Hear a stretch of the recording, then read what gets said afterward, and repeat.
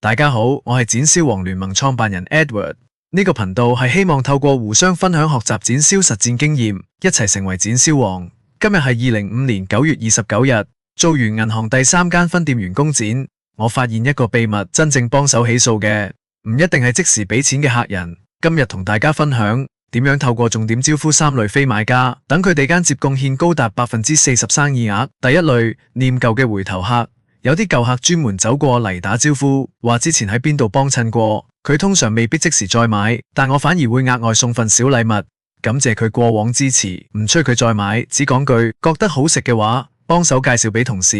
佢同身邊同事都有特別感受，佢會覺得被尊重，而同事亦會看在眼裏，呢份心意通常好快佢就會帶其他同事嚟幫襯。第二類，匆忙嘅影相妹妹，遇到只影相唔買嘢又好似好趕時間嘅同事。佢好可能係公司零食部小組長，一般影完就走，返去再集單。我會把握短暫時間，不斷請佢試食，臨走時再送上一份小禮物。呢個動作時間成本極低，卻經常為我帶嚟大量訂單。第三類，具影響力嘅大家姐，呢類客人買得爽快，更會主動叫同事一齊買。我會趁機同佢講，你介紹嘅同事通通有特價，結果全公司好快就傳開，話係咩姐介紹就有折扣。事實上，無論邊個嚟都係有優惠，但透過佢嚟建立呢個遊戲規則，同事會覺得特別好玩，就可以創造驚人羊群效應。全日都有同事問係咪咩姐介紹就有折，呢3類人一日可能只遇到3、4個，但佢哋嘅影響力同擴散力足以撐起全日4成生意。做員工展銷唔可以只睇眼前交易，